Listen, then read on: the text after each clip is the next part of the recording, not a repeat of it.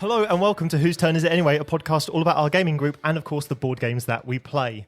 I am Adrian, your outraged first player for my last of my episodes. Okay. And with me, I have the apoplectic JP. Grr.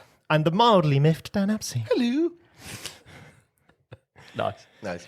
In this episode, we shall be talking about our board game rants. So we'll be having a good old rant about all those things that we find frustrating or annoying in the board game industry.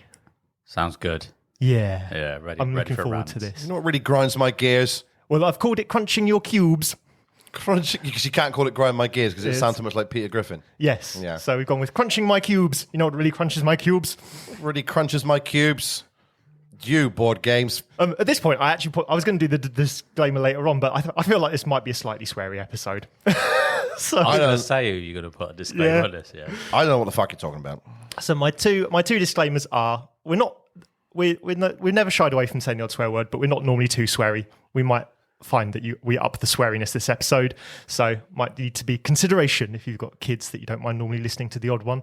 And the other thing is that all views expressed are basically that this is a bit of fun and that don't take it to seriously. Heart. Yeah, because we're having these might be genuine things we've got concerns with, but we're probably amping it up a little bit. There are bigger things to worry about in Yeah. the world than cards and chits. So don't come after us with your pitchforks and all that kind of stuff. Because we won't care. But that's JP doesn't give a fuck. I'll do it actually, though. I will, though. Love us. But that's a little way off yet. Yeah. We've got a few more sections to go. But first, how are we all doing, apart from being outraged and angry? Oh, furious, but mildly mannered and all right, generally in between. Why are you furious? Well, I'm ready for the main event. I'm really calm about it. Yeah. Oh, okay. Yeah, for now. For now. That's Till going to make you it... get on your soapbox. Don't. I'm already feeling it bubble inside of me. Bubbling. Bubbling. It's bubbling up. It's bubbling up. Bubbling hot. It's bubbling up like it's like a ragey fire that's about to like burst. Nice. Like it's getting harder and harder like every moment I speak. I don't know what it is, but All right, Elvis. So yeah, no, I'm doing all right. Been a nice January, Nice. you know. Yeah. Normally Januaries are sad, and All right, Alan Partridge. sad. But no, generally, I quite like Januaries these days because there's just cool things to look forward to now. Yeah. But it used to be quite like depressing. Back to work from Christmas, weather's shit, it's cold, everyone's skin, usual stuff. But It's also February now, so it's behind us. exactly. So, but I don't mind January. January was fun. Nice. Loving it. I don't mind it. I like my job, so it's it's not so bad, is it? But it's the cold I don't do well. Like, my house is freezing because it's 500 years old. I can't heat the damn thing. It doesn't matter what you do. It costs me a fortune. I've got nothing left. He's there with his plug-in USB warming gloves. And his... I'm that guy. It is slang kit. I got them for $5.99 at my local car wash. Anyway, should we get on to some board games I stuff? feel like we Let's should. do it.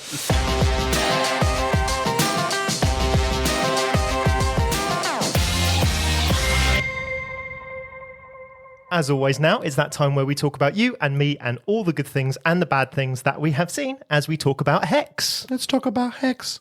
Baby. Let's talk about You and me. So, JP, hello. let's talk about your Hex. Yes, my Hex has been pretty much trying out one of the latest hotness. Orléans, come out in 2014. Orleans. Orléans. Have you bought it? Have you? No. Oh, No, the Curlies have got it. So the Curlies have had it for Oh, wow. 8 months, something like that. It's one I'd like to try. I just never tried it. Yeah, it's like, get a game of it up. And it's like, yeah, we'll do. Right. And then after consistent nagging, we've managed to get Becky to put the game up. So yeah, we managed to play this week. And for those that don't know what Orléans or Orleans are, French town. You know, I've driven past Orléans before. Have you? That's exciting, isn't it? It is exciting. Yeah, I didn't see it though, so I can't compare it to the board game. But really, it's a bag building beige Euro is the only thing I can kind of describe it. So it's kind of like bag building Quacks-esque. Bag building. Bag building, but nothing quite like Quacks. So you kind of start with 4 workers. right, of different colours. I'm not going to name what they are because I can't remember, but there's like a black, grey, blue and brown, God knows. And they're all like farmers and do different things. And for each round, you've got 18 rounds in this game. And you think, Christ, 18 rounds. But like initially, the game zips because really all you're doing is drawing 4 workers out of your bag and then putting them into your player board, which has kind of different actions on there that needs a different variety of different coloured workers. So you might need a farmer, a boatsman, and a knight in order to do a certain thing. So a bit like Paladins, where it's like, well, to do this action, you need 3 of those specific coloured workers in order to do that action. It's very similar to Paladins in the way it works, 100%. So the difference is like, but you're drawing these things out of a bag, so you don't quite know what you're getting, and you have a market at the bottom of your player board of 8 slots. So the max you can ever kind of store in that market is 8 workers. So initially you're starting off with a bag pull of 4, and you kind of have either 4 draws out of the bag, or you can pull back workers that you've allocated already to spaces that you might just want to, put somewhere else. So there are ways of leveling this up. So there's like a central board which has a load of tracks on it. Yes, tracks, euros and tracks, and they all kind of do different things. So if you're doing an action on your board that says I want a farmer, then you move up the track, you're going to get a resource of like cheese or wheat or some other generic euro resource that you can find. And the unique thing about this farmer track is if you're the one that's the highest on there, you're going to get a drip feed of 1 coin each round. And if you're the lowest, you have to pay it. So that's nice. So it's kind of like a little push and pull on. You need farmers, but they're not the best. Yeah. But you want to kind of keep ahead of the game, otherwise you'll end up just bleeding money. So you got those, and then you got some other ones. You've got the other kind of workers, and I'm trying to remember what they do. But the brown ones are like innovators, and you kind of get cogs when you basically buy another kind of brown worker, and you get a cog, and that goes on your player board and covers one of the spaces up, so it makes the actions cheaper, so it makes it a bit more efficient to run. You've got like kind of back workers that will get you some extra tiles that can kind of attach to your player board, give you some more action options that can do some cool things. They're a bit more efficient than your base.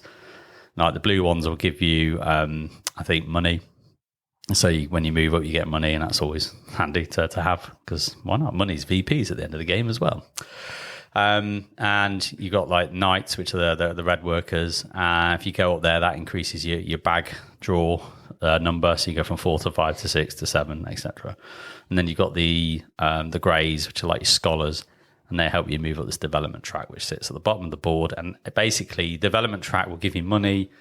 It'll increase your multiplier for VP scoring at the end, and yeah, that's pretty much what it does. So, and also you've got this little board where Orléans and all the other towns are, with lots of roads and rivers connecting different ways. So one of the actions is you can actually move it's like a meeple that you've got, a massive meeple, and you can move it across the roads, collecting up resources as you go, and you can build guild halls on each of the town spaces.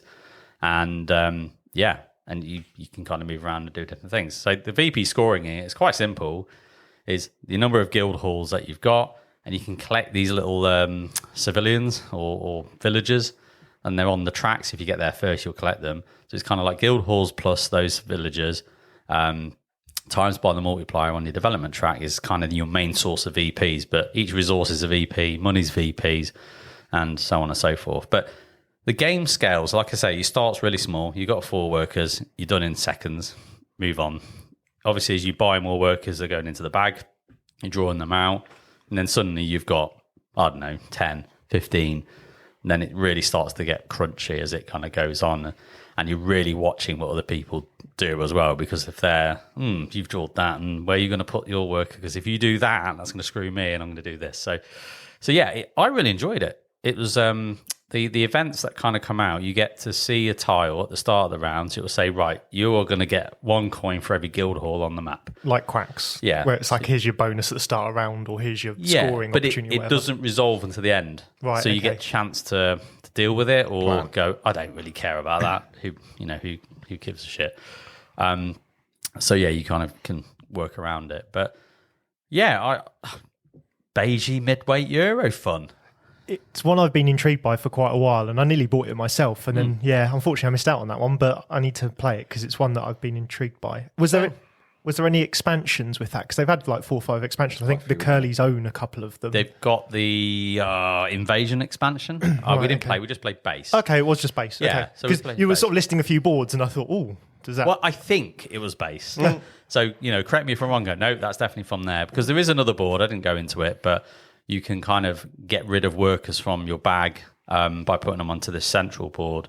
And when you kind of fill this up with the different worker types, you'll get villagers. That's another way of getting villagers as well. And also gets rid of some of the chaff out of your bag if you're looking for certain colours or mixes or whatever. But no, I think with base, I think you probably play it 4, 5, 6 times and go, after a while. And that's probably where the expansions start adding in a lot of meat and different things in there. But I have heard, I can't remember what it's called. There's one called Intrigue and something. Traders and Intrigue. I think that adds a lot to the game from what I hear. But, wasn't there like a plague one recently or something? Yeah, the like Plague as well? Doctors, which I think came out, last year? A couple of years ago? Wasn't long ago. No. So I really enjoyed it. Really enjoyed it. It kind of sits in that nice midweight spot, like your Coimbras and your Lorenzos and your this. So it's kind of like that kind of vibe. And I'm like, I could dig that. Nice. It came out the last year before the UK Games Expo went into NEC Hall 1. Yeah. So it was still in the Hilton. It was still in the Hilton when that came out. Yeah. And I passed on it. And I often thought about it. I thought, I really need to give that a go. Yeah. Because I reckon it was kind of like, for me, that was when it came out, I was like totally in my UA stage. Yeah. And I thought this could be the next good thing I could really enjoy. And it was that one. And then there was another game. It was the Colonists. You heard of the Colonists? Yep. And I chose the Colonists over Orléans. And it's very rare you hear the Colonists being spoken about these days. And it's very kind of old school. And I didn't overly get on with it when I had it. And I should have gone for Orléans, really. But it's one on my radar that I should try. It's just nice to go back to an older game and give it a go, And there's so many games like that I've missed out on or just haven't had the chance to play. Yeah, that's another one. And I would just, I think it's just really cool to go back to a game that's now 11 years old and just give it a whirl. And it's like, there's a reason why this was popular. Yeah. So It doesn't have to be about new hotness all the time. No, it can be about something that's old, especially if you've not discovered it. But it's new to me. That's just it. It's new to you. That's just it. I find that quite hard to like remind myself of that. Yeah. Always like would up for the new hotness, but nowadays I tend to play whatever. Yeah, exactly. If it's survived in like the BGG top 200-300, whatever it is, somewhere in there. If it's survived, in fact, I think it's in the top 100. If it's survived that long at that spot, it normally indicates that even though it's old, it's worth going back to. There's some games that just age like milk, right? But and they're sort of, you can feel their age when you play them, but if it stays that high up on the list, normally it's a pretty good indicator that it's kind of going to survive amongst all the latest hotness. Yeah. Yeah. And the other good thing is I won. Yay! Oh, I bet the Curlies love that. Sweet victory. I loved it. Nice. Dan, what have you been up to? I have. I played lots over Christmas. Lots and lots. Well, not Christmas specifically, but over December. And I haven't sort of played too much since then. But the one that kind of stand out for me was Shackleton Base. JP kindly taught me Shackleton Base a few weeks back, and I loved it. Thought it was great. It's basically Merv in space. So if you've seen Merv or you've checked Merv out, it's the same designer. I quite liked Merv, although I find it very hard to get to the table. But Shackleton Base, I think, was a bit more accessible, and I think the theme came across more strong in it. So what? Space. So yeah, I mean, you're building a colony on the moon, terraforming moon. But it's not. Okay. It's not. It's really not. No, it was really, really good.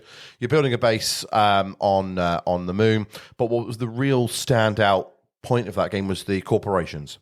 Was that box of corporations that you get, so that every game pretty much is it's different. Every game is different because of that change of corpse. How many's in the box? Is it like 7 or 8? Yeah. 7, which is mad. That's great. So like, you bring out 3 each game, and it makes every single game different. I say that was probably mid to higher in terms of sort of difficulty and complexity. I would say that's mid to high range. But I really, really enjoyed it. And the components were really nice and pretty. Definitely feel that an Etsy moment would probably be going quite nicely to get rid of the little domes that you can change up and change them for plastic ones, make them look pretty. But all in all, I thought it was really, really good. I quite like the fact that you're having to pay other people to use different kind of lanes on the board, which is quite nice. Different mechanics that you don't often see. Again, you saw it in Merv, but I thought it shone better through on Shackleton. And the next one I want to try that was kind of last year's hotness was SETI, but I'm glad to play Shackleton first and really enjoyed it. And I'd like to own a copy myself. Yeah. Yes. What corpse did we play? Do you remember? There was one that you're doing. Was it the touristy one? Artemis Tours. Yeah, the tour and the tourist one. There was that one. There was one where you had the impending doom in the middle of the moon. Skywatch. And then there was one other, but I can't remember. I think it was moon mining, which is one of the basic ones. It might have been. Yeah. I mean, we played it obviously quite a few weeks ago now. I was trying hard to remember, but all I know is I definitely enjoyed it and definitely want to play it again. So I did enjoy it. It was great. I'd like to try more corpse. To me, it's the sort of game that would be easily expandable. You can imagine releasing a whole other box of corpse and off you go again. Yeah, here's another 7. Yeah, and there's nothing wrong with that. I quite like that. Especially if you like the game, if you want more of it, then here's some more. There's a lot of fans doing their own that I've seen. It's a lot of fan-made corpse that people are really putting a lot of effort into. And trying out. But again, it lends itself to that. It's like, well, off you go. Make your own. Yeah, see what happens. Yeah, there's a few other games that I think that I like Voidfall was a bit like that. I think but Voidfall can add extra things to it. I think that possibly found maybe even done it for that. I don't know, but yeah, Shackleton, love that. More please, more please. Nice, Adrian. What about you? I have recently played Men-Nefer, so a newish game. My heifer? No. Oh, bless you. It's the old name for Memphis in Egypt. Is it? Yes. I didn't know that. Oh. So it's ancient Egyptian, game by Ludonova, and I believe the previous designer for Bitoku. Oh yeah, I think it is. I haven't played Bitoku, so I don't know how it compares. And I had a lot of fun with it. What it is it's a point salad game. Ultimately, I think the big hook that a lot of people probably quite enjoy the idea of, and speaking to people, it's mostly because they've watched Moon Knight rather than know ancient Egyptian culture. Yep. Which is that there's a track across the top, one with the heart for your player and one with a feather, and what you're trying to do is cross them over so that because in the afterlife, if your heart was lighter than a feather, it meant you were good and you could go on to the good afterlife in ancient Egyptian culture. And to be fair, I knew it before, but I certainly, as soon as someone said it, I went, oh, like Moon Knight. The second you said it to me, that reminds me of Ark Nova. The second you tell me that. Oh, what? The fact that they cross over. The crossover. Yeah. And at the end of each era, the further apart they are, you get minus points at the end of each era. Or if they've crossed over, you gain positive points. And I think that's probably the hook that everyone initially looks at. But for me, the smart bit is each era you get 3 types of action. You get to do each action exactly 3 times. So you get 9 actions in the game of these 3 different types. And the first action is you place your worker down in the left-hand side of one of these 5 sort of worker placement areas, and you'll have get to action tiles in a second. You'll have an action tile associated to that worker. You get to use that action tile and do what it says on it. Like it'll be one of there's loads of areas around the board that you kind of interact with. It reminded me a little bit of Federation in that, is you kind of got a key puzzle, and then there's like a lot of little bits around the edge that you're doing. And so you place the worker down. If there are other people on the left-hand side of this worker placement spot, you'll pay a number of fish based on how many are there. So if there's one other person in that area, you'll pay 1 fish. If there's 2 or more, you'll pay 3 fish. If there's 3 or more, you'll pay 5 fish. And then you just do the little action card. Kind of that you're placing them there is really the setup for the next action. So the next action is you move your worker from the left-hand side of that space to the right-hand side of the space. And exactly the same, if there are other workers on the right-hand side of the space, you're going to pay a number of fish equal to how many people are there based on that sort of 1, 3, 5. When you do that, what you're then doing is really doing the action worker spot. So you're moving your scarab along the track, which increases the power of the action of the worker placement space. So like there's starting to build sphinxes and you can build higher level sphinxes, or there's starting to build pyramids and you can build bigger, like more pyramid blocks, or what's the other ones, like sarcophagi, you can go to the sort of the better sarcophagi area. And so you're kind of building up. Each time you go there, you move your scarab to sort of the next more powerful space. And then the final part, but because I'm going to come back to those two in a minute, because I think that's a real crux of the game. The final part is then you buy from the shop a new action tile to replace one of the spots, because when the turn ends, all your workers are going to come back to you've got 3 workers, they're going to come back to the spot, and you're going to assign them each to one of these action tiles, which is the little one you do it when you first place out the worker. And like a usual shop, that's got an increasing cost the closer to the deck or the stack it is. And when you buy the action, you also get, I'm going to call them a mini action to go with it that you get to do there and then. So you're kind of weighing up the action tile that you want for next turn versus the mini action you want right now. Mm-hmm. The core crux of why I think this works really well is, let's say you want to place one of your workers onto the left-hand side, it's called the sun side of one of these spaces. You might want to beat someone there, and you're willing to pay a fish or so to get there before somebody else gets there, because you know you'll get to move it to the right-hand side before they do, because, of course, the way the turn comes around. Or you might be holding off your turn because there's three people have got their workers there, and you're waiting for them to move to the moon side because it'll cost you less fish. Yeah. So you can kind of really push people into a subpar move. And then again, it's exactly the same. If it's starting to build up, you might really want to grab like this action tile, but you're willing to miss it in order to move to the moon side, because then that forces other players to have to pay fish in order to do it, because you're already on that side. Yeah. And there's a real nice sort of, I can push people into doing subpar moves in that sort of worker placement-y way of not blocking it, but it's going to cost you more. Yeah. And I found that part of the puzzle really entertaining. The rest of it is all the usual sort of point salad stuff, like, if I buy the action card that's got a little symbol on it, I get an extra point for matching the next symbol I need. And you've got papyri that you're getting together, you're building them up, and then that gets to move your feather and heart closer, or you'll go up the obelisk track, or all the rest of it is kind of just generic Euro-y stuff. Filler. Yeah, the usual sort of, well, you can put your what's it called? Your permission of Kofu on this spot, and then that means for every 2 of these at the end, I'll get 1 per permission I've got there. All the usual kind of, I'll go here, I'll get benefits, or I'll get resources, or I'll push the heart and feather close together. I think that's all really standard affair. It is this sun to moon side that really heightens it. And it is, because it's a point salad and there's plenty of symbols, it is a bit bitty. And I learned it, I sort of did it from the rule book. I was teaching from the rule book in the fact of, okay, well, let's have a look. Oh, let's explain the next bit.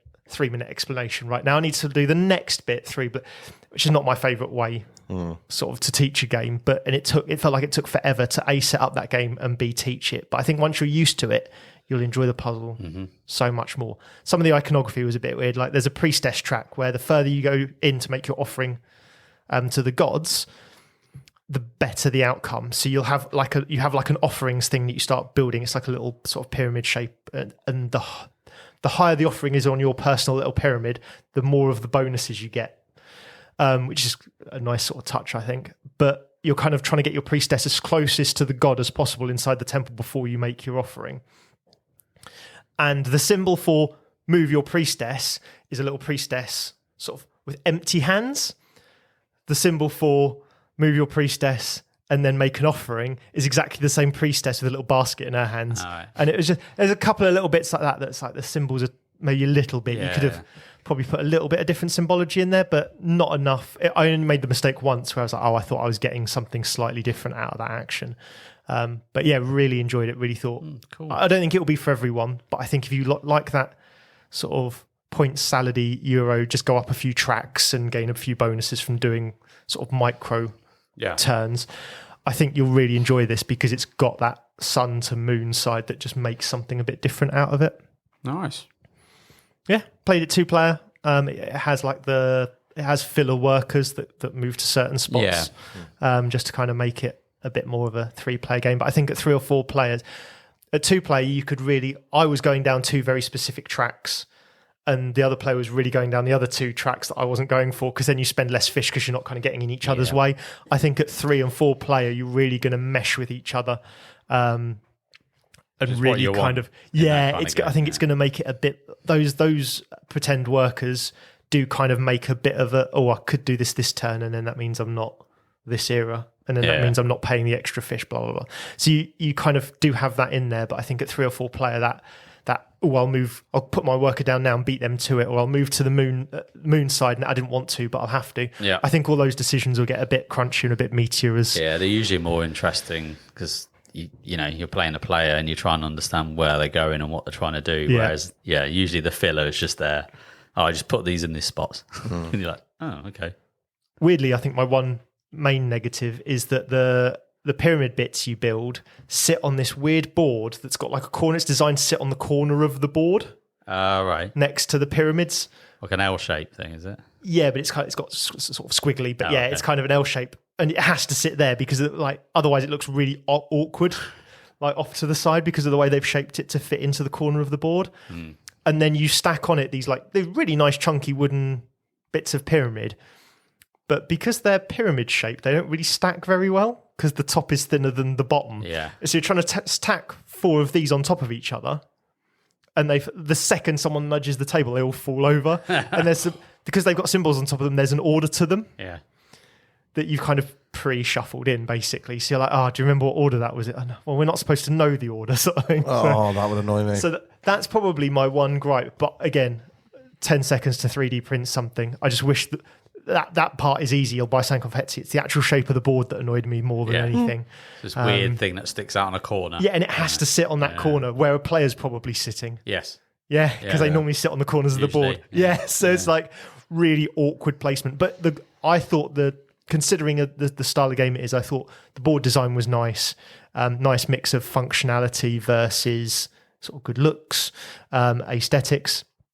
And I liked the style of artwork and all that lot on it. So yeah, big thumbs up for me. Really enjoyed it. To try it out. Same. Yeah, so Paul lent me a copy and I've been sat on it like a smaug, sort of just sort of, I do want to play this, but I hadn't been able to get to the table for various reasons. So now I have, and I'm glad I did.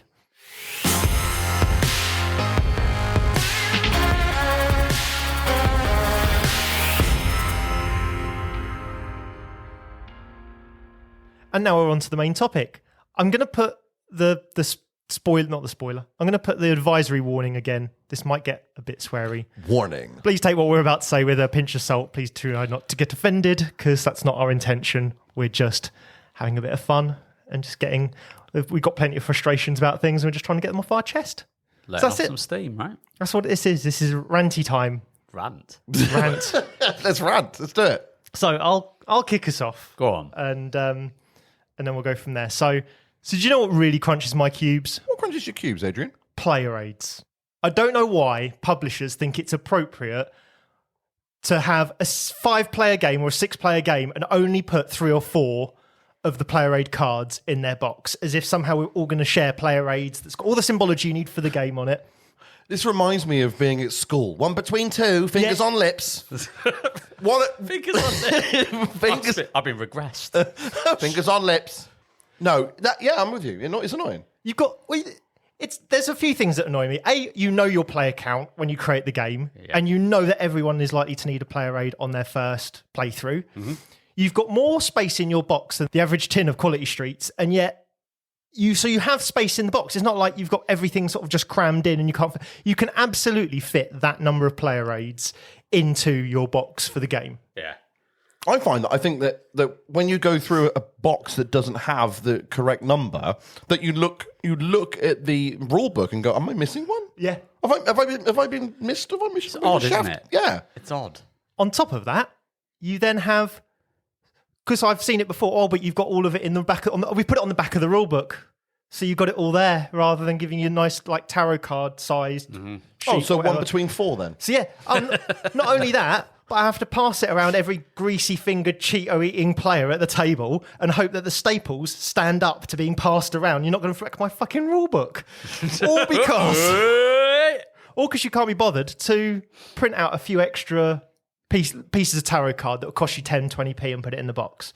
Really? It won't even cost that. Not in mass production. It would cost a minuscule amount. A couple of p, if that. If that. And then, so one of the prime examples for me was Primal. Oh, yeah. So Primal doesn't even fit in a Kallax cube. The box is that big. It's fucking massive. That's another rant. Yeah. That's another rant. That's fine. But there are other games that annoy me because they've deliberately not fitted it to the size of a Kallax cube. But Primal's got a massive box, and if you've got all the expansions, it won't even probably fit into 3 Kallax cubes in total, even if you take a separator out or whatever. So you've got all that space. They give each player a little handy card to tell them what all the keywords mean for their player count and all that kind of stuff. And then the turn round that tells you exactly what you need to play in turn order. There's one tarot-sized card that you share between all of you. And when you first play it, you all need to know it kind of inside out. And it's hard to learn because it's like a 12-step process. So everyone wants to see it. You've got a box that massive and you printed out 1,000 cards because that game has so many cards. Forgive my ignorance, because I don't know much about Primal. I have seen it, so I know what it looks like. I know how big it is. Yeah, it's massive. Is it co-op? Yeah. Yeah. So I find that if a game is co-op, normally, not always, because I don't want to go down the kind of alpha gamer road, but one person would tend to, inverted commas, GM it and would need that player aid and not anybody else so much. Yeah, but they've still got to tell you, oh, right, now on your turn, you've got to do this. Then you've got to roll up all your cards and then do this. And if you printed another one out for each of them, they could just see it and you'd learn it a lot quicker than someone having to tell you. Very and they say they've printed 1,000 player cards already. Just print 4 more. It's inexcusable. Do you know what's even more inexcusable, though? What? When a publisher actually has bothered to do that, someone teaches you the game and you go at the end of the game, you know what would have been handy? Some player raids. Oh, yeah, just left them in the box. Like, thanks. Oh. Why would you do that? that? Have you ever been in that experience? Yeah. What? Why would you? Why? It annoyed me so much because everyone was like, there's a lot of symbology in this game. What's I the game? What was the couldn't game? even tell you what the game was. I just remember the specific experience of going, there's a lot of symbols in this. It'd have been really nice to have a player raid. Oh, yeah, they've put them in the box, but I know the game, so I can just teach it to you. That doesn't matter. I could still have had the... That would have driven me nuts. That, if they're there, use us. Why they're there? It's because the publisher understands that the game is very icon heavy, which is why they've made them in the first place. So, yeah, I feel a little bit better now. Yeah. Yeah, A little bit. Feel better that you got that off your chest. Yeah, I think so. Nice. Dan, what crunches your cubes? Do you know what really crunches my cubes, Adrian? Kickstarter. Oh. Oh, he drives me nuts. That's it. Ran over. That's it. No, Kickstarter. I mean, look, we could talk about different topics of Kickstarter. I think Kickstarter would probably have its own episode because there's so much you can kind of cover with Kickstarter. And I am not someone who is a novice on Kickstarter. I think I've probably backed well over 50 games on Kickstarter since I started with the hobby. And some do it, like some publishers will do it better than others, which is fine. And some will end up having, stumbling blocks along the way. Again, that's fine. These things happen. And when you invest in a game, you know that from the second you invest in the game. The worst possible thing that can possibly happen with Kickstarter is if you don't get your fulfillment. Yeah. Have you two ever had that? Not yet. No, but I've not backed any Ponzi schemes on Kickstarter. I have. I have backed in what I thought was good intentions. Yeah. To a UK-based gaming company. Yeah. UK-based gaming company, and for only to be shafted. Now, I'm not going to mention the name of the company. The company no longer exists. Well, it kind of does. Another company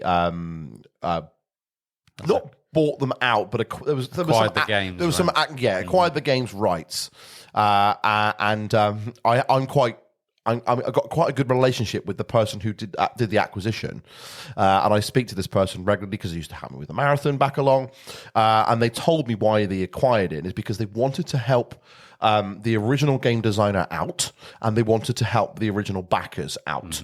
But basically, this person was full of false promises, had a game, it said it was going to be delivered then, run into a bunch of issues and a bunch of problems, and Eventually, the game arrived, but it arrived with so many errors. So I did get a fulfillment. The game was full with so many errors, and also it said that it was EU friendly. This is when then the UK was still part of the EU. It was EU friendly, but I was hit with custom charges, and it was a lot of custom charges. That's really annoying. That is really, so therefore, the person who is running this Kickstarter campaign is just not being transparent enough. You're going to get some tumbling blocks. You get that all the time. But this one really just irritated me beyond end. Is the fact that now I have to spend £50 on a game that actually isn't even complete and is full of errors, and it's a complete waste of time. And then what happens then after that is a lot of these fulfillment companies, or a lot of these people that put a game out, if they're not very experienced or they're not very good, as they go dark. Yeah, I mean, don't communicate, don't do anything. Don't communicate. I've seen it with different campaigns. I think Metal Gear Solid had a Kickstarter campaign. Yeah. It's now been fulfilled. It's now been done and dusted by another company who acquired it. But when that originally came out, it went dark and they lost all the money. But there's nothing worse than putting in your money, your hard-earned money that you go in, you're earning every day, into a Kickstarter campaign for it then to not be fulfilled. So I thought I'd watched my friend learn this lesson on my behalf. I'll learn off of you and all this kind of stuff. So they backed AVP back in the day, one of the very first big name Kickstarters that was recognised as not being fulfilled. Mm-hmm. And I thought, oh, right, okay, so I've learnt my lesson with that. And I knew that Night Models, who make the Batman game and all that lot, have not the best track record generally with customer service. I also knew they had the rights to Harry Potter. So the second they did a Quidditch game, I knew I was going to back it. And I literally walked in with my eyes open because I knew they were going to fuck it up somehow. Genuinely knew that was what going to. So they cancelled the first one because they didn't scale the miniatures to the same size as the Harry Potter game. They didn't say this outright, but they were like, we've heard your feedback. And a lot of the feedback was the scale. And on the new page, it said it was going to be scaled to match the Harry Potter miniatures game scale. Yeah, so you could use them. So you could use the models interchangeably. If you wanted to... Makes sense. To move one from one to the other, you could absolutely, even if it wasn't supported by rules. So after a year of delay, the Kickstarter lands, it's in the original scale. So they had no intentions whatsoever of completing that Kickstarter to the new scale. Clearly had no... But you know what the answer is? It's longer brooms. Just... Number 6,000. It's just... But there's no accountability on Kickstarter, right? No. We talked about this in the very early days about accountability. One of our earliest one. And I'd like to revisit it because I don't think we quite did it justice. But Kickstarter offers a lot of potential and a lot of potentially good things and is a great advertising tool. But because it has no accountability whatsoever, any of the crowdfunding... I was going to say, we should say crowdfunding. Yeah. Because Kickstarter and GameFound and insert... Very true. Yeah. There are... You mean Yes, I mean crowdfunding. But the Kickstarter is the OG, something Go-Go or whatever it was called. Indiegogo. Indiegogo, yeah. Indiegogo. All of those kind of things, unfortunately, because of the way they're set up, have no accountability built into them. And I totally agree with you. I think they're a hive of scum and villainy. Yeah, I agree. And, and how many scams have been put up on these crowdfunding sites that are only just there to take your money? Thousands and thousands and thousands, and it's a real shame. But what can you do? You're there signing up to it, and you're there signing on the dotted line in hope that you get the product. But there are other things that annoy me with crowdfunding. Is the fact that they'll put out something that could be from a strong IP or could be from a publisher that you really like, and go, here's this new thing. It's so shiny. It's amazing. Oh my God, it's amazing. I'm going to back this. Delivery, 2 years. Yeah. You what? So I'm having to pre-order a game and spend, £100, £200 on a game that I'm not going to see for 2 years. For me, someone who used to earn quite a lot of money who now doesn't earn a lot of money, either way, when I did and when I didn't, it stings. That hurts. I just don't like it.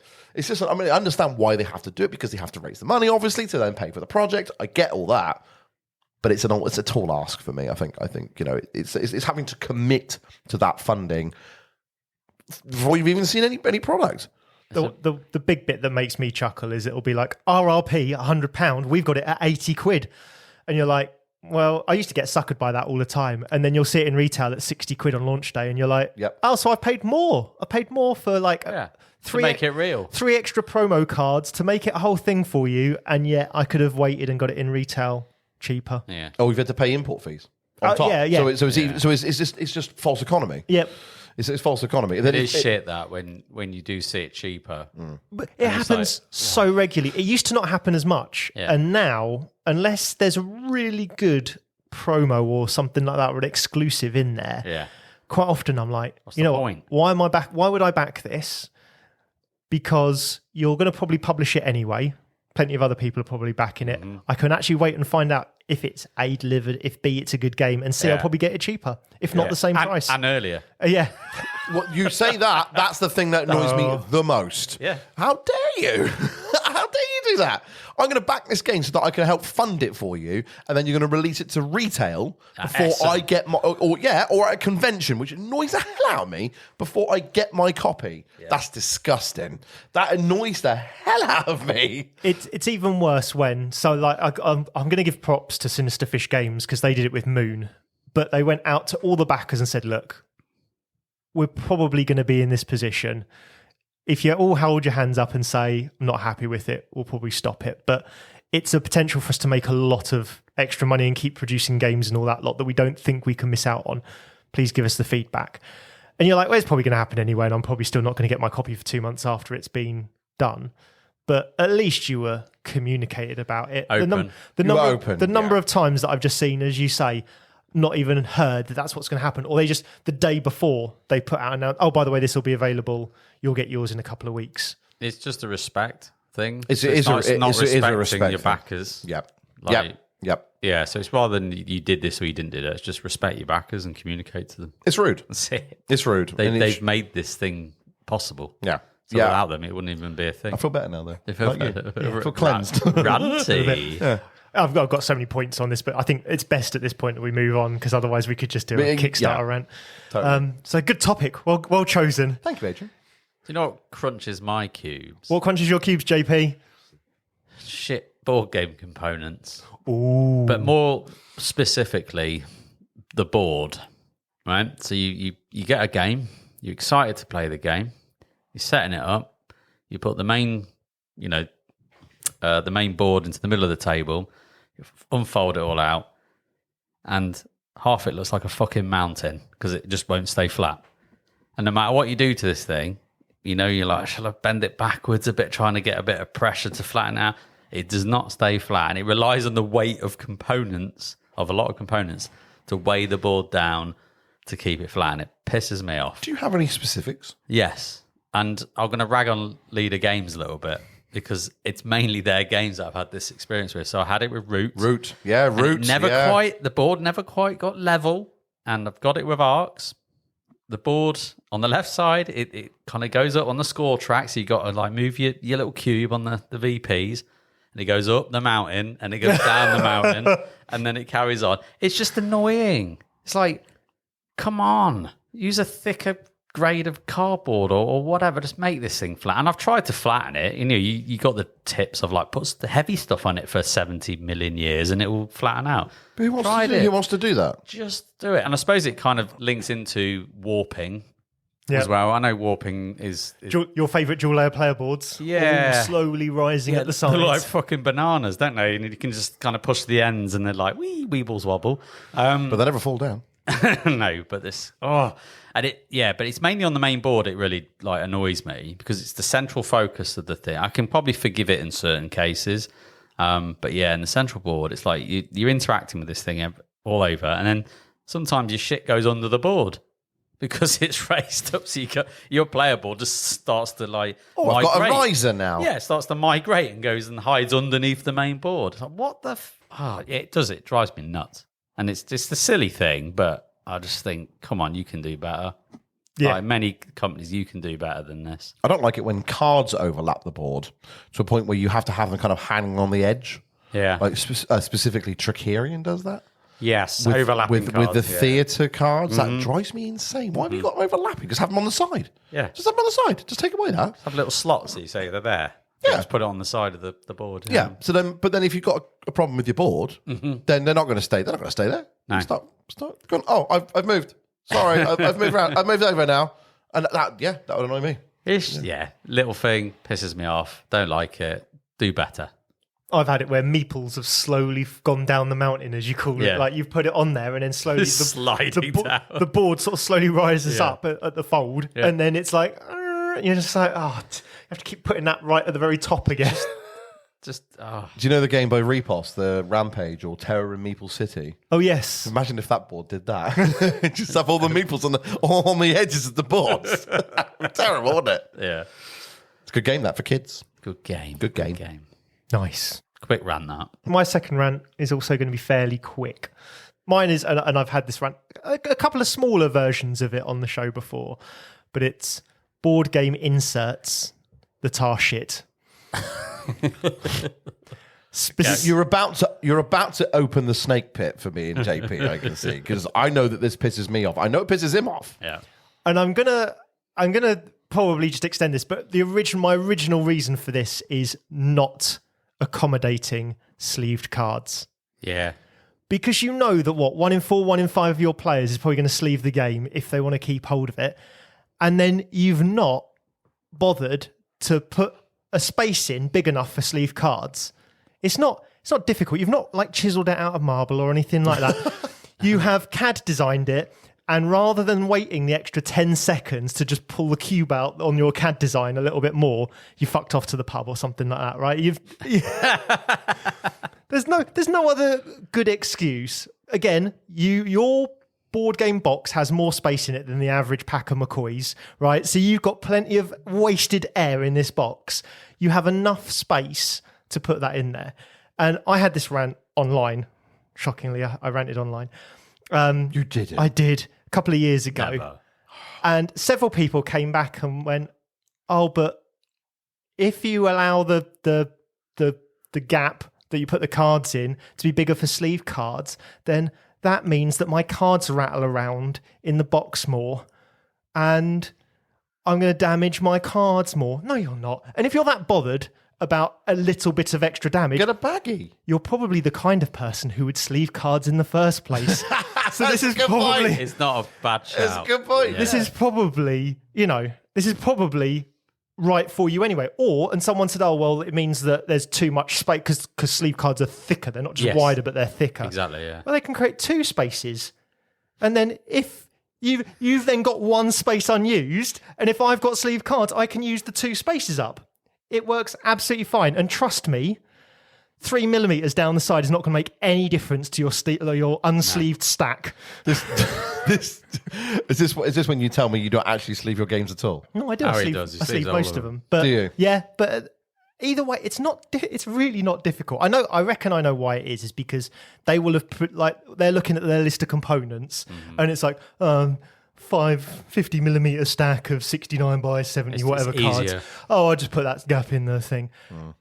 You've just not thought about it for 30 seconds, and instead of thinking about it, I've now got to throw your entire insert out and fund what I think is an entire mini industry. I'm sure that half of the printed inserts and foam inserts are purely because people don't do that, producers don't do it, publishers don't do it, and then people feel the need to go and buy something that accommodates sleeve cards.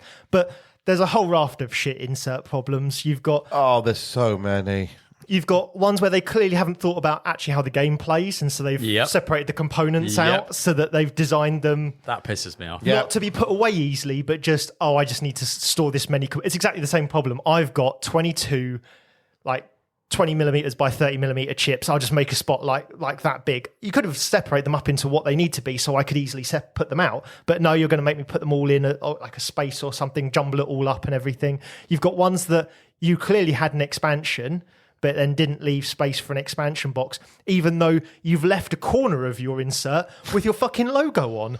You could have used that. So true. You could have used that space as empty space. Just put an empty bit of foam in there or an empty bit of plastic. And then when your expansion comes out, get rid of it. I can use that bit for the expansion. It's just, I genuinely think publishers are trying to wind me up when they make some of these inserts. I don't think their intention is to design a good insert. I think it's just to wind me up because they make so many clearly obvious mistakes where if they thought about it for more than 30 seconds, they would have designed it better. Or they've played the game. Or if they'd played the game at all in any way, shape or form. It's just there's second editions where they know they've got an expansion for the second edition because they had the first edition with the expansion and they're printing the second edition with the expansion, and then they haven't designed the insert to accommodate the expansion, even though there's tons of space. I think I'm just going to leave it there. You're all right. You can lie down. I'm just, just. You want to leave it there, but I'm still there. I'm still there. What do we do? What do we do with the nucleum insert? I haven't built mine yet, but I've heard No, not the folder space one. The one that the game comes with. Oh, yeah, the cardboard teeth. What a load of fucking crap that was! I tried to put it together twice. You've had me once. Fool me once. Shame on you. Fool me twice. No. That I went. The wife was standing there. I did it. I got it into such a point. Yeah, this could work now. I'm going to get the next piece, slide that in. Saver. No, it's falling apart. And I took it, I picked it up, and I chucked it in the bin. And the wife's like, what are you doing? I'm like, you don't understand. You don't get it. This is a pile of shit. I actually had it built. Because at first I went, right, how do you build this? There's no instructions. No. It's like, No. okay, here's a load of cardboard, teethy bits of cardboard. Right, great. How does it go together? Who knows? Then finally found someone online and figured it out, copied them, managed to get it in the box and put all the components in. And in fairness, it did hold things together until obviously the thing slightly raises up and everything goes underneath it and then you're fucked. So, and then I kind of lived with it for about 2 plays and I thought, fuck this, go back to bags. As soon as it raises up like Westlife, I'm pissed off. It's going. I've had it. He was flying without wings. He was that raging. I was furious. Honestly, I went from naught to rage in about fucking 10 minutes.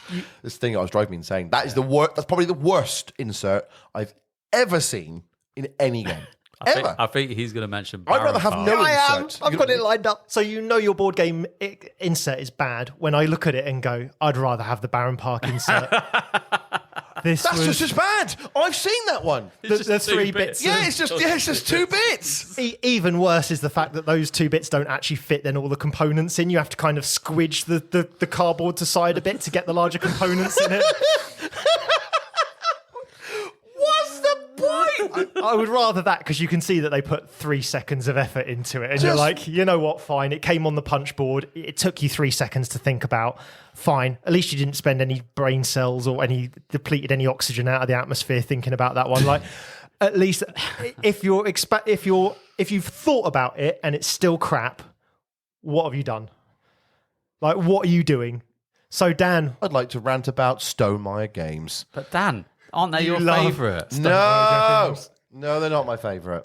Were they your favourite? I'm not going to go into the conversations that I've had with Jamie Stegmaier on social media. That's for another day. But I mean, I don't mean any illness to anybody that works for Stonemaier Games, but I find that I'm at this point now in the hobby now where they're just a bit shit. They're just a bit shit. Pull any punches. They're just a bit shit now. For you. For me. Yeah. Of course. I mean, for me. I mean, I look at their catalogue of games and when I first started in the hobby, you're looking at Viticulture, and when Viticulture first came out, it was a gaming sensation. It was fantastic. It's like, oh my god, it's winemaking. No one's made a game about winemaking before. And if you're not talking about Vinos, you have to dig a little deeper to find that one out. But even then, Viticulture wasn't their first. It was Euphoria was their first, and it did very, very well. I wasn't a big fan of it at the time. Didn't spend much attention at looking at it. But did when Viticulture started coming out, and then when Scythe came out, I just thought, oh wow, this is fantastic. But the games aren't aging very well. They're just not aging very well. And then one person on social media put on the fact that each of their games, as I mentioned this to you before, each one of their games is played because of the way that Jamie Stegmaier wants you to play them, and that is stuck with me. I was told that, and I read something about it about 2 years ago, and since then I've just gone, oh, they're right. They're just right. Like, for example, Tapestry, the tracks play the game. Wingspan, the birds play the game. Not you, the birds play the game. And the more I play these games, I'm just thinking, do you know what? I feel that I'm not really getting a good gaming experience anymore. I don't get me wrong. I played a lot of Wingspan, but it's right. If you deal a hand of cards of birds that are just shit, especially at the start, shit birds, you're going to have a shit time. It's just a shit time, and there's so many birds in that deck. If you just get a bunch of base game stuff that's just that's very vanilla, you're just not going to have a great time. Tapestry as a base edition, and I've said this before on the pod, is just very bland. You have to add all the expansions to it, but it costs more money. Here's my next rant. It's just a cash machine. It's just a print machine. So, if you're playing with Scythe, I went all in when Scythe came out. But since then, they released expansion upon expansion, which is fine.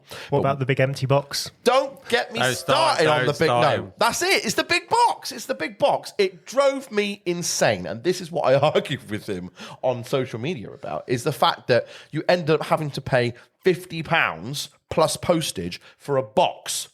For a box that came with 3 little boxes inside that were shit, Flimsiest cardboard. Flimsiest cardboard, as you wouldn't believe, and it would barely hold a fucking Sky remote. These were awful. It was terrible, and that was meant to be.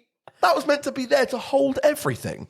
I since then 3D printed an insert of my own, which is perfect and lovely. It's great.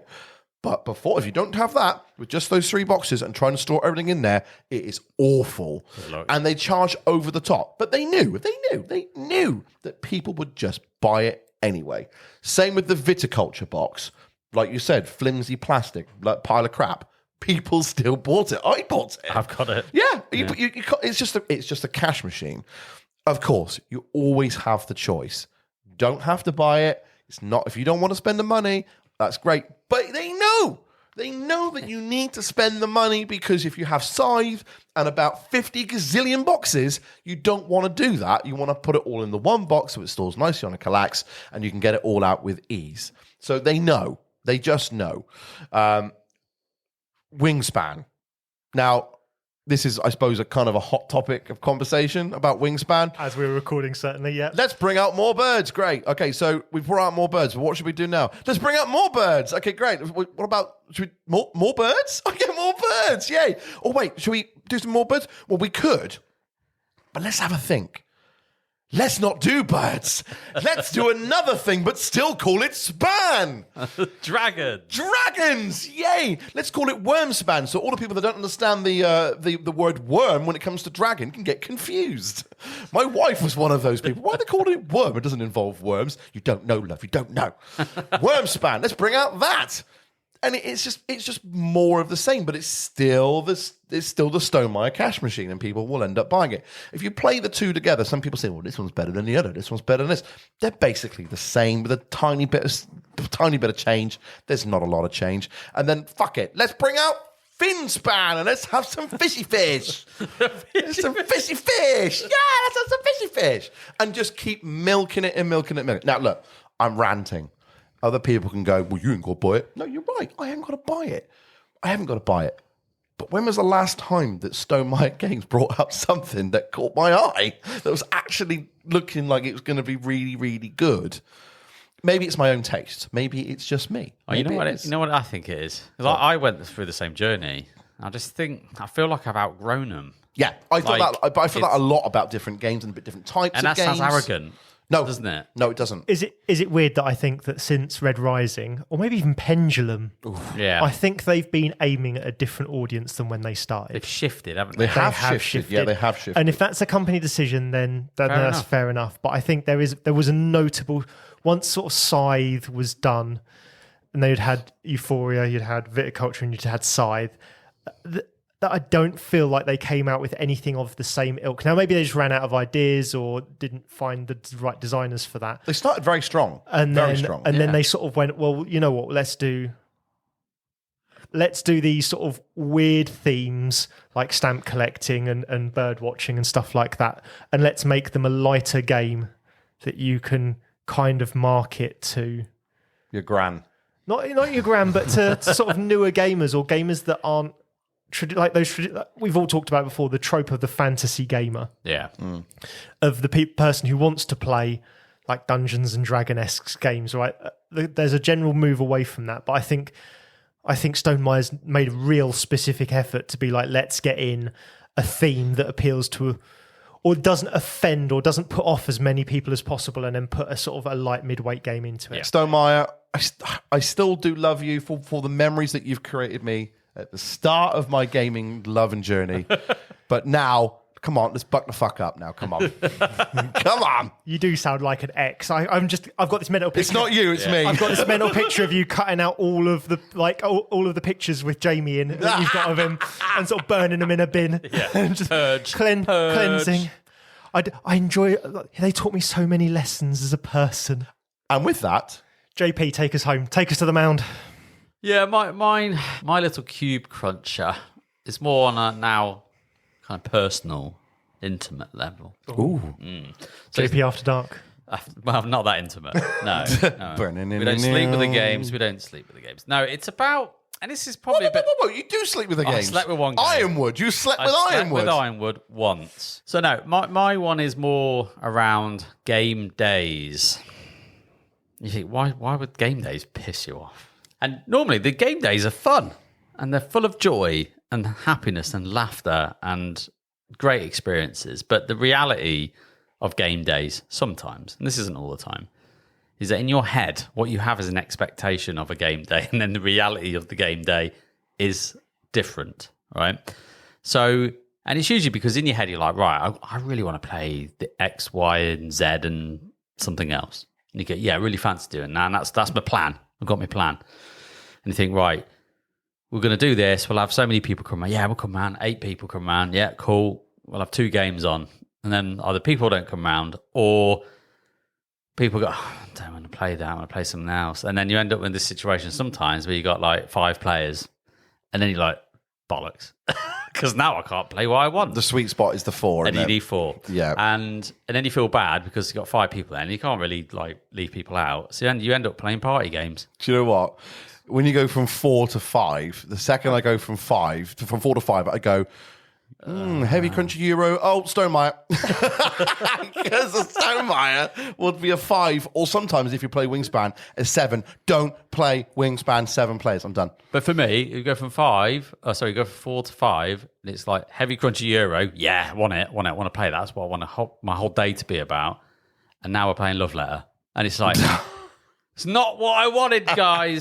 It's not what I wanted. And I don't mind light games at all. I don't mind party games at all. But I don't want to play them all day because I get bored. But then I would split the group. If you had 5, split them into a 2 and a 3. I know, but then this is what JP's trying to do. So he's put up his game day. Yeah. It's a selfish thing. And he's put in there, and I now realise why you've put in there. This table is going to be playing these specific games because it's my game day. There will be another table available. You can play your shit. You can play whatever you want to play. And I was like, that's fine. I was like, that's quite pushy for a JP, but I now realise. Yeah, I get the past it. couple of experiences that you've had. It's because of that. And it's like, well, you know what? And it does sound a bit selfish, and I'm not making any apologies for it because I want to play these games, man. Yeah. You know, and if other people want to play their games and have a games day, go for it, right? And I'm all for it. And I find that if you don't like put I'm not saying itinerary, but if you don't have a plan, you end up turning up and everyone wants to play their own stuff anyway. Yep. Like naturally. Yeah, of course. Of course, why wouldn't you? But if you've only got one table, some of you are going to lose out. And some of you are going to go home going, wish I played my shit rather than your shit that I didn't enjoy. Especially if you're hosting. Yeah. And it's like, and it's just, and I've got the luxury of running multiple tables. So it's like, well, we can run 3 tables here in my house. Great. I'll play what I want on here. And you've got a table over there. If you want to play, Barbara over there, you can play that. I'm with you completely. And I would do exactly the same. And I even do it on my games nights. So on my games nights, you see my schedule. I go, right, I put this game up. Yeah. Who's coming? Because they're my games. It's my home, so I'm hosting. Yeah. So I'm going to choose the game, and also my time is extremely limited. Yeah. You're a family man like myself. Mm-hmm. We've got kids, we've got wife, we've got stuff to do. We're busy people, So I'm going to play the games that I want to play at particular times that I can play them. If you want to go and play whatever game, go and sort it out at someone else's house. That's fine. Nothing wrong with that. Yeah. I'm with you. My first sort of gaming group did that. They'd have 2 tables going. They'd tell you everything that was on at what times we were expecting them to be onto, and told you all you had to learn every single game before you turned up because it was to tight deadlines. And it was like, you have to learn all the games you want to play. So you sign up for the games. There's a sign-up sheet. You sign up for the games that you want off these 2 tables. And if there's a half-hour gap, then so be it. Go get yourself a coffee or a rum and Coke or whatever you want to spill over someone else's game. And you have to learn your own game. You have to learn every game that you're turning up to. No questions asked. And at the first, it's quite like intimidating, and I was but once you get into a rhythm with it, it's actually really good. And I agree. I would say I'm not so bothered about the full day being planned in, but I would like to know 2/3 of what I'm playing before I turn up. Ideally, if I don't, then fine, whatever. But certainly, if you're hosting, I'd be like, I am definitely putting in 2/3 of my gaming day. Yeah, and it can go either way with that. I used to do an itinerary for the day, and it can add a bit more pressure than maybe you want sometimes. So it's like, right, we're going to do this, we're going to play this, and I think it's going to be about 3 hours, and it's not. The first one I remember coming round to, it was like, oh, it's 2 a.m, we're still playing Nemesis, and it's just like I've forgotten how long this game is. And we did Terraforming Mars. In my head, I thought I'd have it nailed in 2.5 hours. And I know 4 hours in, we're still playing it, and it's like, right, well, it's all gone to cock now. And so it's kind of like I like to have a sub collection of my collection. I go, right, that is what I want to play. Prioritize it and just hit it as much as I can. And like you say, Adrian, let people know this is what I'm thinking of playing. So then you've got a choice. So you can go, I really want to get in on that game, your second game. Cool, good to know. Or actually, I'm not interested in any of your bullshit, JP. I don't want to play it. That's fine. I don't mind. What games have you played? Three lots of Lisboa. Yeah, you can fuck off. Yeah, but if not, table B, go and play. Go on off, play. And I don't mind what anyone plays at all. I've got no preference. But no, I think the thing that just pisses me off, and I don't suppose it really pisses me off, it's just a bit like, it's just when you've got the thing in your mind and then you end up in that awkward situation of, well, you've got a group of 5 people, some of them don't do heavy games, some of them only play light, and you just don't have, like, the options that will work for that particular group at the time is limited. Yeah. So you end up just going to the basic shit. I can't be bothered to do. It's not what I signed up for in my head, and my expectations have been ruined, and it's ruined my day. That's mine. I've got plenty more, but I was trying to thin down the list from quite a lengthy list of rants. So maybe we'll do this again at some point. But maybe. For now, that's us. We've ranted for a bit, and again, if this wasn't for you because it was a bit sort of full on and a bit sweary, then back to our usual stuff for the next episode. Yeah, back to our usual. Can I do calm? I'm not sure if I can do calm. No, you can't do placid. That's for sure. No. Sorry. Can't do flaccid. What did you say? Placid. Oh, right. So I wasn't sure. Nice. Normal service will be resuming shortly. Please stand by. But hopefully some of you got a kick out of this at least. So there we go. Yeah, it's good fun. I've enjoyed that. Got some. Do you feel cleansed? Like a 25%. Like a coffee enema. Nice.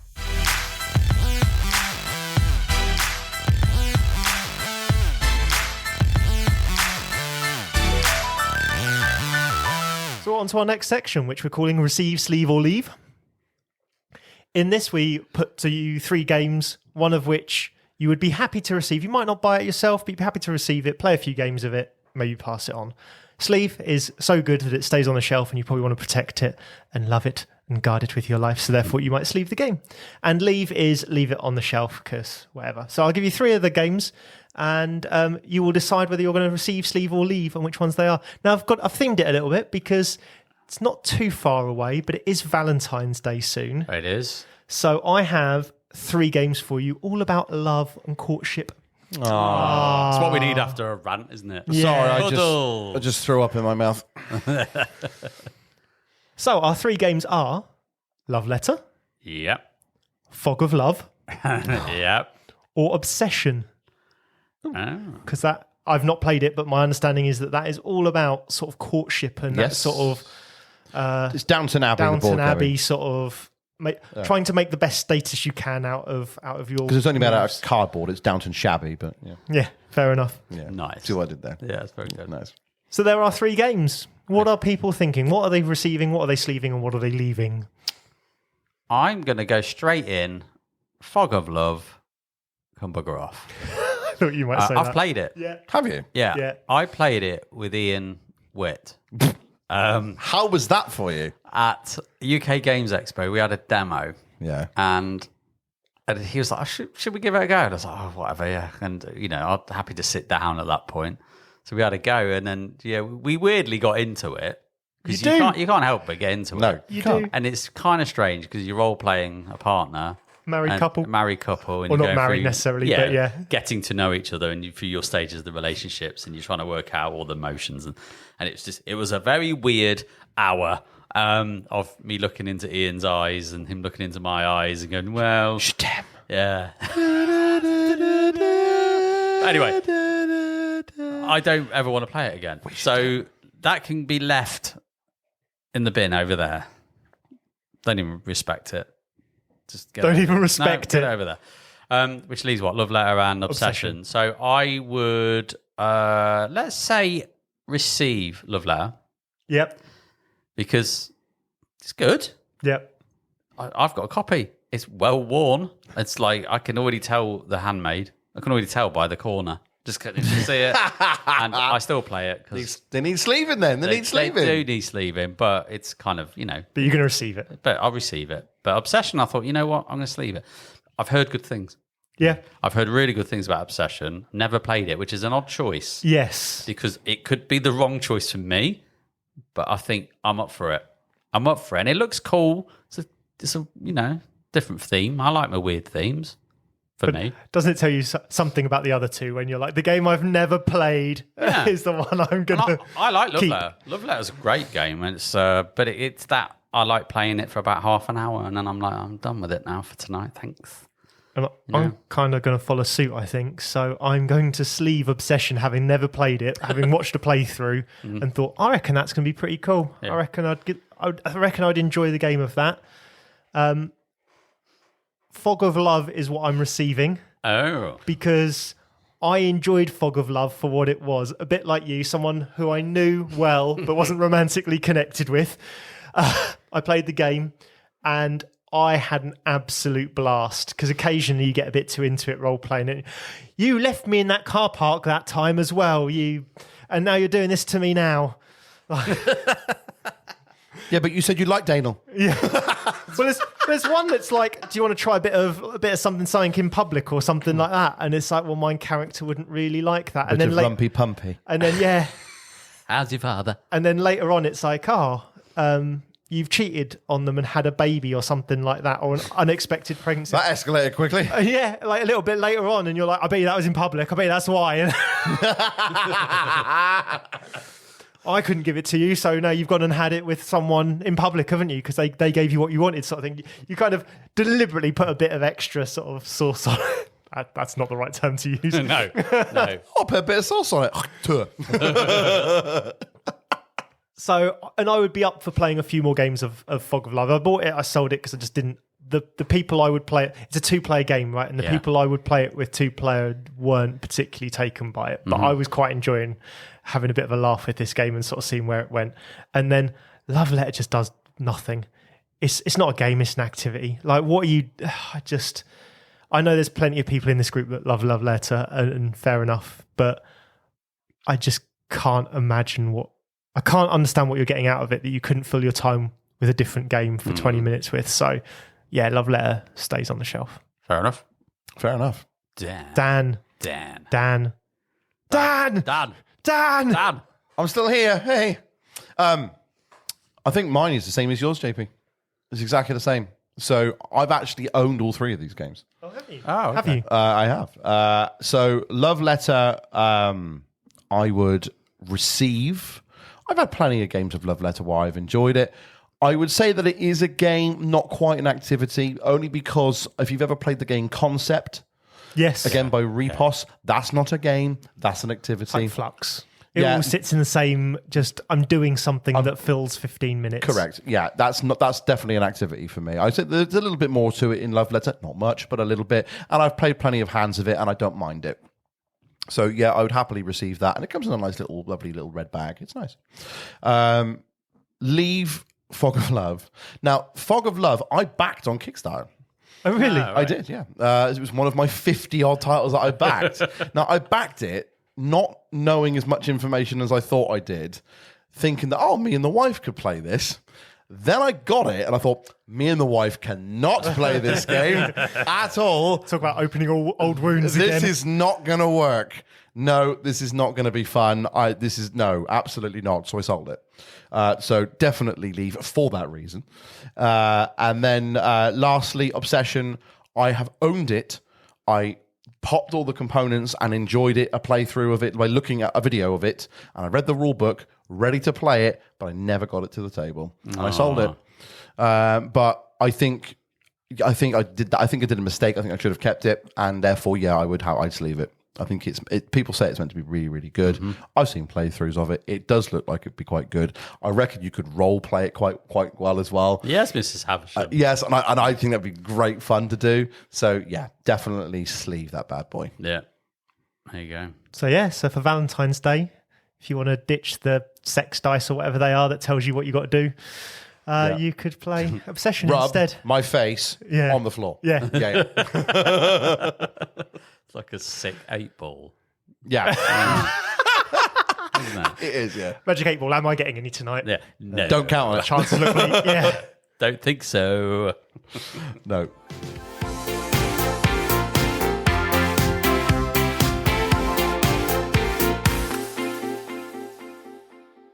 So our next bit, our penultimate turn, my penultimate turn of this 3 as well, is what are we looking forward to?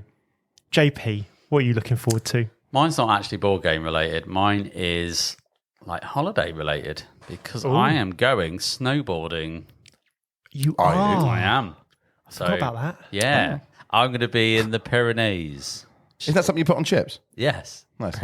Pyrenees. I had my Pyrenees in the Pyrenees on my So knees. if you don't know, it's the mountain range between Spain and France. Nice. And Andorra, basically. I'm going to I've Andorra. been to Andorra, yeah. Yeah. And it's the first time all the family are going away. The kids have been learning to snowboard. So last Christmas, not the Wham song, but, literally 2 Christmases ago, the kids had snowboarding lessons. So throughout 2024, they've been doing all their learning and falling over a lot. We've been to the hospital. We've done it all. It's all good though. And we managed to get them to recreational standards so they can turn, they can stop, they can be safe. So nice. We feel quite prepared now for this holiday. And there's always a bit of, oh shit, are they going to be ready? Like, Have you got your passport sorted? Yes, we're all good. Wow. Passport sorted. Thought I mentioned. I get that out. Good. I'm going either way. Yeah. This time. I'm going. in. But no, I love snowboarding. For me, is an activity. It's probably one of my favourite things to do. Pure escapism. Mountains, a massive playground. I just absolutely love it. So yeah, I just can't wait. We've got 4 days on the slope. And I'm just looking forward to getting back on the mountains again. Just reenacting SSX Tricky, yeah? Oh, yeah. Yeah. No. Woo! I Love that game. Triple bonus 720 or whatever. Oh, yeah. Good game. Love that game. Have a great time. Oh, I will. I cannot wait. Do you need someone to look after your board games while you go? No. Okay, just checking. If you want to borrow anything. just Rusty shout. going snowboarding too. No, he's not. No. Aw. He's going to his 4 legs on grandma's. one. Aw. See you, Grandma. See you, Grandma. You can look after him. Bless. Nah, can't wait. It should be fun. Nice. What about you guys? Dan, what are you looking forward to? I have a game of Nucleum just around the corner, and I've just played it, but I love it. So more of that. And as I was telling you before we went on air, Balatro. Balatro. I'm going to check this out. It's the new obsession. It's the new Tetris. It is amazing. It is a rogue-like deck building game about poker, where you're playing poker hands and you're trying to improve poker hands with jokers and leveling them up, and it is insanely addictive. It looks dull. I've been putting it off for weeks because going, well, no, this is a load of rubbish. This looks like an 8-bit game that you'd find on the Mega Drive. It looks terrible. No. And then I went, do you know what? Let's see what all the fuss is about. and I'm 20 hours in. Yeah, and 6 hours later he looked up. Yeah. It's one of those games where you pull away from the game and you've got like square eyes, and because you've been sat there so long, but it's so addictive because you're trying to build up these combos and the noises that it makes when you make these combos. It sounds like a fruit machine going off, But it's just therapeutic, basic, but very clever and just really, really fun. You can get it on any format. You can get it on phone, get it on tablet, get it on console, PC. I'm playing it on PC, and it's just fun. And there's lots of, for a little game that's like 65 megabytes. There's just so much. There's so many hours worth of content on that game. It's basic, but it's fun. I strongly recommend buying it. It's great. I'm trying to now work out, should I get it on my phone or should I get it on my laptop? Both. I might buy it on my phone. Yeah. But I got an iPad Pro, and it probably looked quite nice on that, sat on the sofa playing it. Yep. But it's not often I get stopped by a really basic game. I'm a massive Tetris fan, always have been my whole life. I love Tetris so much. I was so passionate when Tetris Effect came out. I went, oh my God, this is my thing. And I sat there for hours and hours and hours just playing with blocks. So I just love it. I love it. And then now this other games come out. It's so simple. It's not like Tetris, but it's just simple like Tetris. And it's just so streamlined. And this could be the new Tetris. One more go. It's a bit like that. Yeah, very much so. Totally recommend. Fair enough. Adrian. Mine's not a board game either. How bad's that? So that's fine. Doesn't have to be, does it? Well, no, but we've just had 3 lots of basically not a board game that we're looking forward to. So I am going to be playing some board games. I think, though, the overriding thing that's coming up in my life is my first game of Warhammer 40k in, I want to say, about 10 years. Maybe not quite that long, maybe like 6 years or something like that. I agreed last year to sign up to a doubles tournament for 40k. Agreed an army that we were both going to play, and then my counterpart, my doubles partner, decided he didn't want to do his army anymore. And neither of us are very fast painters, if I'm honest. And he had an army ready to go, so he's like, I'm just going to use that one. And the doubles tournament, you don't have to have themed armies, but I kind of didn't want to just put what I'd previously agreed because it didn't sort of thematically make sense in my head. So I bought a load of Tyranids. He's playing Genestealer Cult, for those who kind of follow that thing. I've bought a load of Tyranids and I'm now on the race. And I mean, it is a race. I'm really close to the line to get all these Tyranid models painted up as quick as possible. How many? I've actually been a bit cheaty and I've not gone mass troops, but I think I probably should have because I think it would have been quicker because I wouldn't have cared about them as much. So I've got... so for those who care, listen up. I have a Death Leaper, a Neurothrope, 7 Zoanthropes, 2 Lictors, 9 Von Ryan's Leapers, and a Norn Emissary, which the Norn Emissary is the big model. So was that 22, 23 models then? Yeah, about that. That's quite a lot to paint. How long have you got to paint them? As we record, as this goes out, I've got a week left. As we record, what's that, 4 weeks? 3.5 weeks? It's not long. So I've done the bulk of the 9 Von Ryans. Are you airbrushing or are you standard painting? I'm doing partial airbrush, and then the rest is... I'm not doing... So normally I do loads of like edge highlighting and a bit more stuff to it. Battle ready, but not much more. But yeah, so I'm using lots of contrasts and then like slight re-highlighting and stuff like that, but I'm deliberately cheating. So I've matched the colours to his Genestealer Cult so that they look a bit more thematic, and I'm matching some of the basing. I wouldn't say contrast. It's cheating, not really. It's just speed painting, isn't it? It is just speed painting, but it's one of those where normally, if I was not on the race to a tournament, I would absolutely be going back through and just adding edge highlights to everything to the point where it'd take me way too long and then I wouldn't complete the army because that's my standard MO when it comes to painting. I'm the same. But I like to paint, but it's the time. See, I don't really enjoy painting. I enjoy the finished effect. Same. And I enjoy test models. You would not believe the collection of test models where I've painted one model perfectly and then gone, well, that's not getting repeated 1,000 times. So I'm really looking forward to the tournament. I want to get some games in. Really looking forward to that. I told myself this year I was going to play a lot more of that ilk, basically, of tabletop war games. I've got so much in the back catalogue of kind of pile of shame. Well, that's it. That's the end of our episode. Thank you very much for listening. As always, we appreciate it. We appreciate any comments on social media or directly to our email as well. We get a few of those occasionally. Please send them through. We always love that kind of stuff. We have our coffee supporters. So our coffee supporters throw us a few quid every month, and it really helps us out with all of our equipment and kind of keeping the show up and running. And they also get the benefit of voting on what the next First Players episodes are going to be, and sort of we put sort of 4 or 5 ideas out, and then they'll select 3 from among them, and so they really help shape the show as well. So thank you very much for that. Speaking of a new run of First Player, Tambo's going to be taking over from me, so he's got 3 great episodes lined up. Really looking forward to them. So yes, handing over to Tambo now. Thank you very much. And the question just is, whose turn is it anyway?